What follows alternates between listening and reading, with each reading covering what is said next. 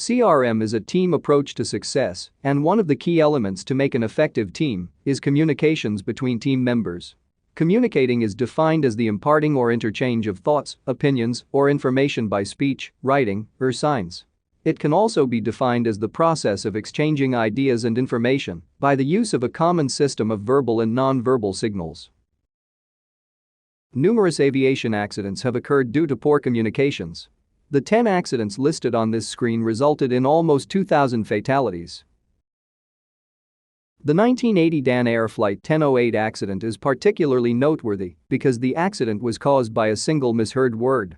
Due to the misunderstanding on the part of the flight crew, the aircraft impacted La Esperanza Mountain on Tenerife, one of Spain's Canary Islands, while trying to fly a holding pattern. The cause of the accident was the flight crew's misinterpretation of holding instructions issued by air traffic control. The crew interpreted the word inbound as outbound and then flew the aircraft in the wrong direction. All 146 people on board the aircraft lost their lives due to this misinterpretation. In order to be an effective communicator, you first need to understand some key facts about communications. People tend to protect, maintain, and enhance themselves when communicating with others. Most people fear looking foolish, so they try to not look foolish or ignorant. Closely related to the previous point, people will support their own opinion in order to remain consistent, even if they are not sure that they are 100% correct. People want to feel valued, worthwhile, belonging, and meaningful, so they want to be acknowledged with respect and trust. A lot of people place perception ahead of reality, and that mindset is sometimes difficult to change. When people rely on perception instead of reality, they may not be aware of the level of risk of something. Most people mistake feelings for facts. Commitment is based on self-determination, which, in turn, is based on personal motivations. Communications between people take three forms: verbal, non-verbal, and symbolic. Verbal communication uses words that are either spoken or written down. Believe it or not, only 7% of communication is based on verbal communication. Non-verbal communication is based on body language, eye contact, gestures, touch, and any sounds that are not words. 38% of communication is based on unconscious signals and interpretation, for example, the sound or tone of a voice. Symbolic communications is based on appearance. This includes a person's grooming, clothing, accessories, etc. You may not realize it, but 55% of all communication is non-verbal and symbolic. This means a person's appearance, body language, and tone communicate far more than any words they speak. In order to be an effective communicator, you have to be able to communicate your thoughts and feelings in such a way that the other person shares the same meaning that you do. The communication process includes 4 elements: the sender, the message, the receiver, and the feedback. Human beings act as both the sender and the receiver in the communication process. Unfortunately, humans are influenced by many factors, and each factor affects the communication process. These factors are like filters, and they can affect the underlying meaning of any exchange of information. The way you perceive things is partially based on assumptions, and there are some assumptions you should be aware of if you are going to be an effective communicator. First, never assume that the message sent is the same as the message received. If you are communicating with a machine, then the message will be the same. But when you communicate with another human being, the message being sent is not necessarily received or understood the same way. Another assumption is that you only communicate when you are using words. This is incorrect. As you saw earlier, 55% of all communication is non-verbal and symbolic. Non-verbal communication such as physical stature, clothing, and body language may send unintended messages, even if you are not verbally communicating with someone else. Another assumption to avoid is that the meaning of a message will be the same for everyone who receives it. For example, the message, impending layoff, may mean, I am going to lose my job to one person, and I wonder who will lose their job, to another. The safest course of action is to assume that a message will most likely mean something slightly different to someone else. Never assume that the communication process ends when the message is received by the receiver. Instead, you should expect some sort of feedback. There is a reason why ATC instructions are repeated by the flight crews. The repeating of the instructions is a feedback to ATC to ensure that the instructions were understood by the receiver. Never assume that a breakdown in communications is someone else's fault. The problem may be you instead. A popular saying amongst public speakers is that if the audience is falling asleep, someone should wake up the speaker. And finally, do not assume that communication breakdowns could be prevented solely by modifying procedures, techniques, or introducing new hardware or software. This may help, but no matter how good the equipment and systems are, effective communication depends on the people involved. As you can see, effective communications do not occur simply by virtue of exchanging words. If you understand this point, then you are well on your way to changing your own communication style. There are 5 elements to effective verbal communications. These elements consist of inquiry, advocacy, listening, conflict resolution, and critique. The only stupid question is the question that is never asked. In a flight environment, there are a lot of people who can provide information. These include the other flight deck or cabin crew members, ATC, dispatch, and others. Since good decision-making is based on the quality of information, it is essential that you clarify any piece of information if you feel the need to do so. You should never be embarrassed to ask for clarification. In a CRM environment, you have the right to question something. If you do not agree with a decision, you have the right and the responsibility to oppose and advocate for your position or point of view. This is true even if your position is contrary to conventional wisdom or the accepted decision. Advocacy is the attitude of an individual accepting someone else's perspective and then rationalizing the different points of view in order to attain the best operational decision. One of the most effective advocacy techniques is the use of logic. A lot of aircraft accidents are due to a failure to listen properly. Listening to someone is not a passive activity, it is very much active. You should be responding and inquiring if you are truly listening. A failure to respond or inquire is a failure to listen. By responding or inquiring, you are indicating to the sender that the message has been received and understood. Obviously, there may be times where there is a difference of opinion, no matter how well a person may have argued their point. Conflict resolution means acknowledging and reconciling differences in information or advocated positions. For example, the captain may advocate going left of the thunderstorm, and the first officer may advocate going right. Conflict resolving communication takes place, and the crew agrees to go right. Conflict resolution does not mean that there is a personal conflict, it is really a difference of opinion. The best way to manage conflicts is to use a logical and fact-driven approach to a problem. With respect to conflict resolution, the goal is to derive a solution based on what is right, not who is right. One of the elements of a successful flight operation is the weaving of critique throughout the entire operation. Critique should take place during pre-flight, throughout the flight, and continue until a post-flight debrief. A post-flight debrief is basically a survey of how the operation went and, hopefully, how it can be improved.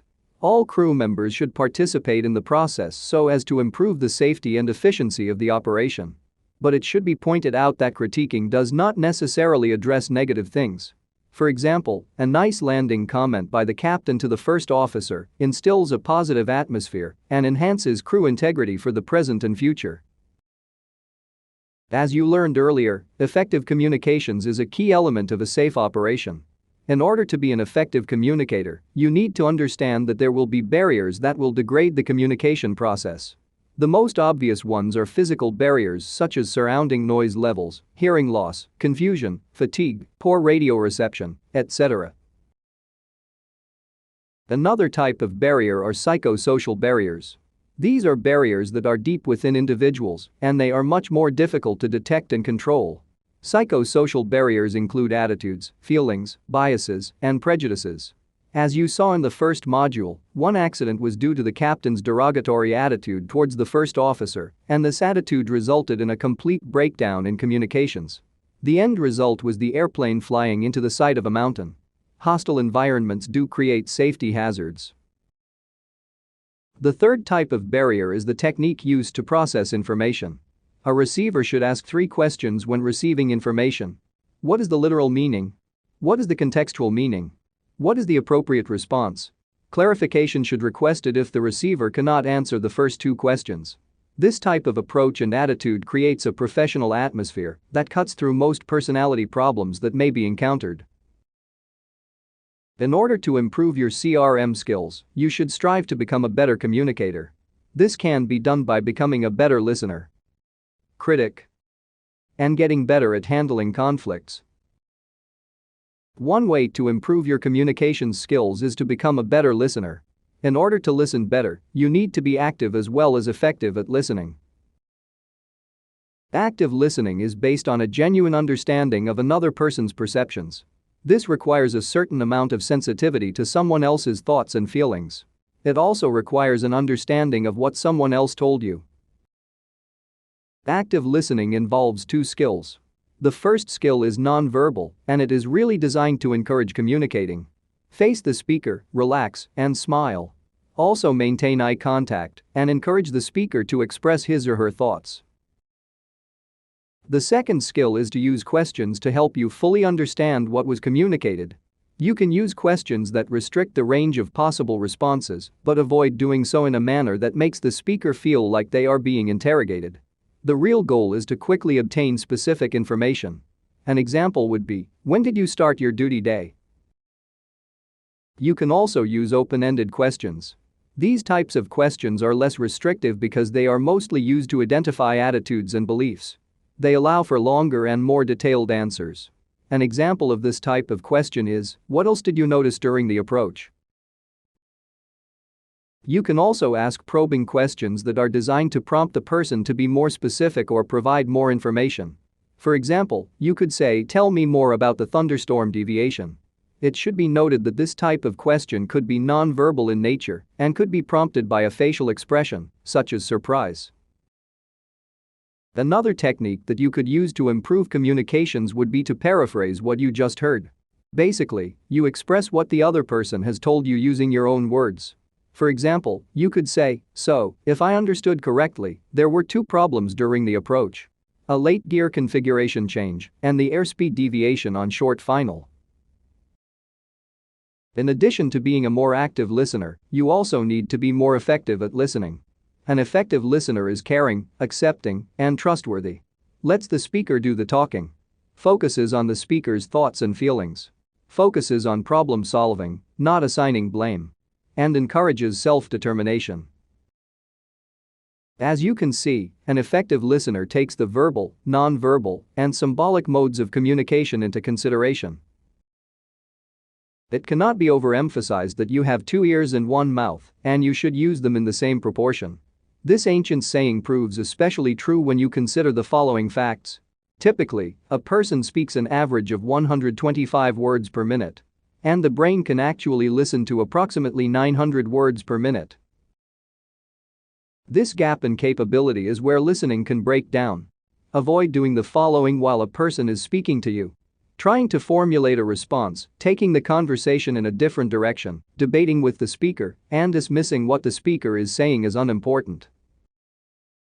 Listening can be improved by paying attention to nonverbal cues, such as tone of voice, inflections, and rate of speech. When critiquing is done correctly, it is actually a constructive element of CRM. As you learned earlier, critique is a continuous process with the intent of improving the operation.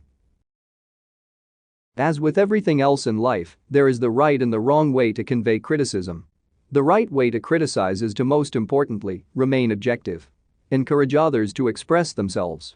Describe specific behavior you observed, its impact on the behavior of others in the working environment, and the consequences of that behavior. Use a problem-sharing approach to explore the situation and reach an agreement on how to change the behavior. And use the other person's self-determination to achieve a change in behavior. There are some things you really should not do when critiquing someone. Never degrade another person, especially in public. Do not be self-righteous or dogmatic. Never ignore the other person's feelings or ideas. Do not interrupt and do not argue with the other person. As you learned earlier, there may be situations where you feel that there is a conflict that cannot be resolved. This is usually due to crew members advocating for their points of view, and believe it or not, CRM actually considers this to be healthy. The way to deal with this type of situation is to first realize that the goal of conflict resolution is to determine what is the right course of action, not who is right. This is a really important point. Remember, it is what is right, not who is right. However, what is not so healthy is when a conflict occurs that is due to an outside factor not related to the flight deck, or when emotions, bias, or lack of respect become part of the conflict.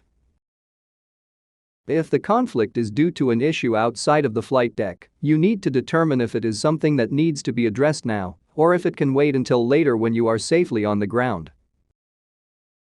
A real problem is when anger becomes part of the conflict, and depending on when it happens, it could potentially put flight safety at risk.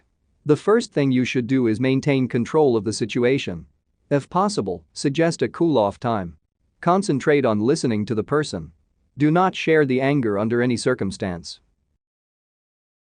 The point of listening is to allow the other person to vent their emotions.